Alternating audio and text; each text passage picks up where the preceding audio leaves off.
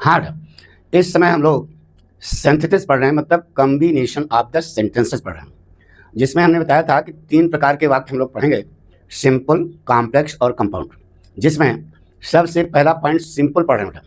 यह सिंपल हम लोग कितने प्रकार से सीख रहे हैं बनाना? 8 प्रकार से, जिसमें 2 तरीका हम बता चुके बेटा। नंबर 1 नॉमिनेटिव एब्सोल्यूट, समझ में आ गया होगा। नंबर 2 इन्फिनिटिव के बारे में पढ़ा दिया बेटा। आज हम लोग पढ़ेंगे, आपके सामने लिखा है noun or case in apposition. Noun बनाना है अथवा समान अर्थ के मामले में, यह पढ़ जाना, ठीक है। यह बहुत सरल है और आपकी बोर्ड परीक्षा में यह बहुत ज़्यादा आता भी है, ठीक है। तो इसको हम लोग कैसे बनाएंगे यह सीखना है, ठीक है। 2 वाक्य जोड़ करके हम लोग 1 वाक्य बनाएंगे, ठीक है। पहली बात ये बता दें बेटा कि यह आपकी बोर्ड परीक्षा में केवल 2 नंबर का आता है बेटा, लेकिन 2 नंबर के लिए आप न पढ़ो, क्योंकि इसी सिंथेसिस के आधार पर ही हम लोग बड़े से बड़े वाक्य बना लेते हैं और जो प्रभावकारी होता है, ठीक है। तो आज हम पढ़ेंगे कौन सा? Noun or case in apposition. कभी मिसगाइड ना होना बेटा। एक चीज़ बताएं बेटा कि जब तक आपके अंदर लगनशीलता नहीं होगी किसी चीज़ को समझने में, तब तक वह सब बेईमानी है, ठीक है। तो इस noun or case in apposition में आज हम लोग पहला पॉइंट पढ़ेंगे। देखिए कैसे, पहचान। एक वाक्य दूसरे वाक्य के किसी नाउन या प्रोनाउन के लिए आएगा तभी यह नियम लगेगा। बात समझ रहे? इसको हम लोग कैसे बनाएंगे? देखो, पहला पॉइंट है लिंकिंग वर्ब्स। लिंकिंग वर्ब जानते हो ना? लिंक माने जोड़ना। ऐसी क्रियाएं जो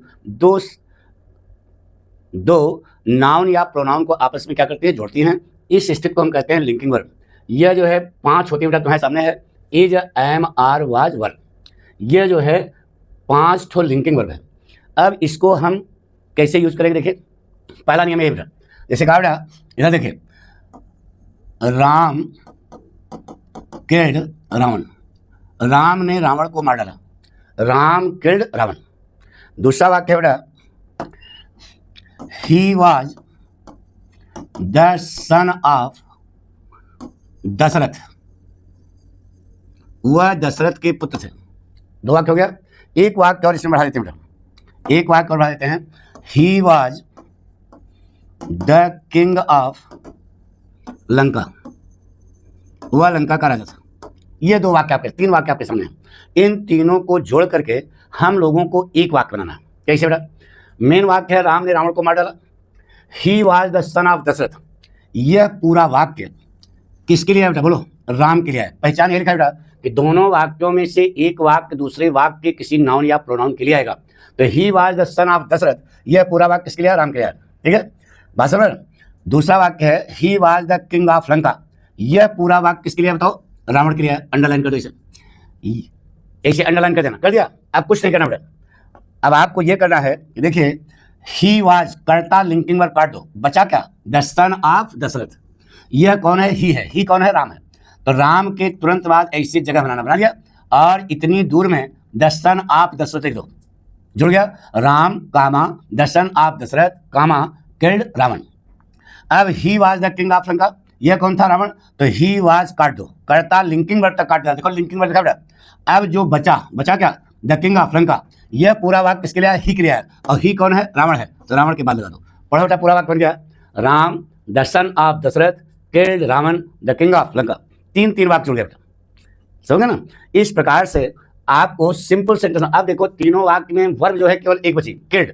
Ram the son of Dasharath killed Ravan the king of Lanka. 3 verb की जगह कई वर्ब हो गई? 1 वर्ब हो गई। इसी को केस इन अपोजिशन से हम लोगों ने क्या बनाया? सिंपल सेंटेंस बनाया। आगे बात समझ? एक वाक्य और समझाते बेटा।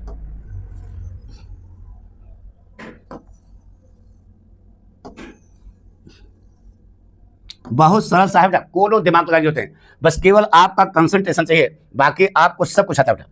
देखिए, जैसे एक बात लिखते हैं बेटा, टैगोर रोट द गीतांजलि। टैगोर ने क्या लिखा? गीतांजलि लिखा। Tagore wrote the Gitanjali. दूसरा वाक्य लिखो बेटा, he was a great Bengali poet. वह एक महान बंगाली कवि थे।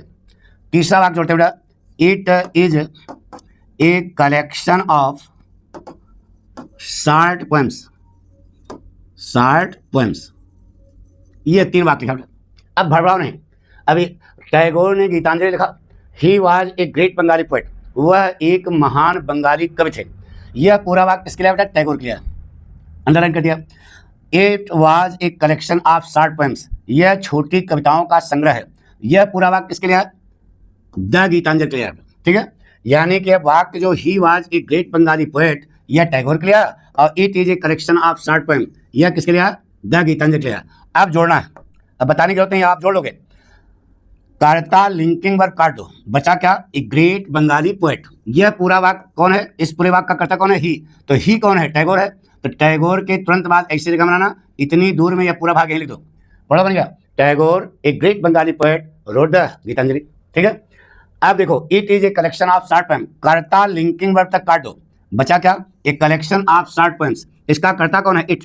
इट किसके लिए? गीतांजलि के लिए। तो गीतांजलि के बाद लगा दो। पढ़ो बेटा, बन गया। तीनों वाक्य जुड़ गए। Tagore a great Bengali poet wrote the Gitanjali, a collection of short poems. ये पहला कंसेप्ट क्लियर हो गया। अब इससे सरल तो नहीं आएगा भाई, आ गया होगा पक्का? मिटा दें? गुड।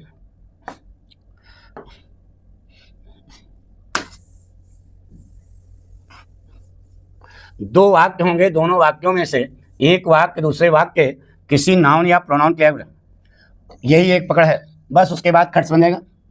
अब एक स्टाइल और बताते बेटा, इसके स्टाइल नंबर 2। दो तरीका है, एक तरीका बता दिया। दूसरा तरीका है बेटा कि लड़के ने कहा, गुरुजी मान लीजिए 2 वाक्य हैं और पहचान जो आपने बताई है वही है। पहचान पढ़ो। दोनों वाक्यों में से एक वाक्य दूसरे वाक्य के किसी नाउन या प्रोनाउन के लिए आएगा, तभी यह नियम लगेगा। पहचान सही है, लेकिन लड़के ने कहा, गुरुजी मान लीजिए कि दोनों वाक्यों में किसी भी वाक्य में लिंकिंग वर्ब नहीं है, क्या नहीं है? लिंकिंग वर्ब नहीं है। तब गुरुजी क्या करेंगे? तब तो गाड़ी फंस जाएगी। तो स्टाइल नंबर 2 का फार्मूला है बेटा, जान लो। आगे दी पीछे ऑफ और वर्बियल नाउन साफे साफ, वर्बियल नाउन साफे साफ। ये देखो बेटा, ये गाना याद रखना, आपका बन जाएगा। जब लिंकिंग, दोनों वाक्यों में किसी भी वाक्य में लिंकिंग वर्ब न हो, तब क्या करोगे? तब वर्ब को नाउन बनाओगे। अभी आप पढ़ रहे थे क्या? Case and position. अब पढ़ने जा रहे हो क्या? नाउन। कब नाउन बनाना पड़ेगा? जब दोनों वाक्यों में से किसी भी वाक्य में लिंकिंग वर्ब ना हो, तब ये गाना लगा देना। आगे दी पीछे आप, वर्बल नाउन साफे साफ। वर्ब को नाउन बनाएंगे। कैसे बनाएंगे? अब देखिए। तब जैसे कहा बेटा,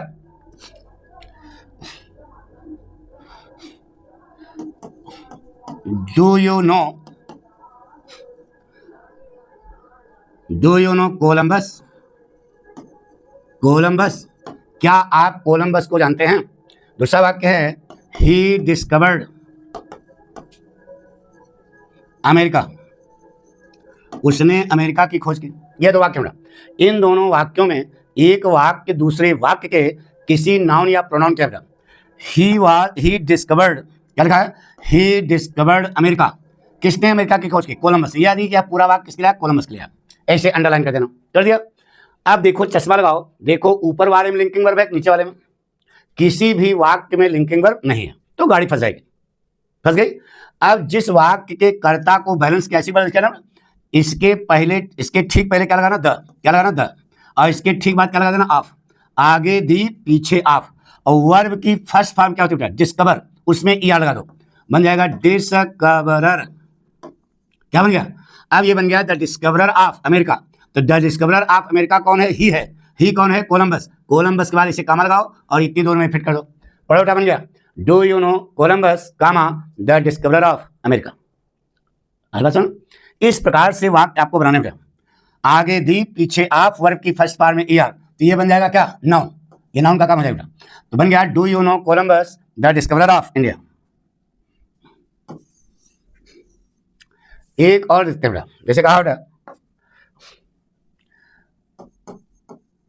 have you heard the name of Tulsidas. ये वाक्य, have you heard the name of Tulsidas, क्या आपने तुलसीदास के नाम को सुना है? दूसरा वाक्य है बेटा, ही रोट द रामचरितमानस, यह वाक्य बेटा, ही रोट द रामचरितमानस, ये वाक्य है। Have you heard the name of Tulsidas, he wrote the Ramcharitmanas. इन दोनों वाक्यों में एक वाक्य दूसरे वाक्य किसी नाउन या प्रोनाउन के बेटा। कौन वाक्य किसके लिए बताओ? ही रोट द रामचरितमानस, यह पूरा वाक्य किसके लिए है? तुलसीदास के लिए। अंडरलाइन कर दो, कर दिया। अब देखो इस वाक्य में लिंकिंग वर्ब है, किस वाक्य में? किसी भी वाक्य में लिंकिंग वर्ब नहीं है, तब गाड़ी फंस गई। तब स्टाइल नंबर 2, पाठक का गाना लगाओ बेटा। आगे दी पीछे आप, वर्बल नाउन साफे साफ। वर्बल नाउन माने वर्ब से बनी हुई नाउन। तो इस वाक्य में वर्ब क्या है? रोट। रोट के पहले क्या लगाओ? द, और रोट के बाद क्या लगाओ? ऑफ। और रोट की फर्स्ट फॉर्म क्या होती है? राइट, उसमें ई लगा दो, क्या हो जाएगा? राइटर। क्या हो जाएगा? तो बन गया the writer of the Ramcharitmanas, ये बना। अब इसका कर्ता कौन है? ही देखो मेन वाक्य में है कौन? तुलसीदास। तुलसीदास के बाद इसे कामा लगा करके पूरा वाक्य कहीं पर फिट कर दो। पढ़ो बेटा, बन गया। Have you heard the name of Tulsidas, comma the writer of the Ramcharitmanas. पक्का?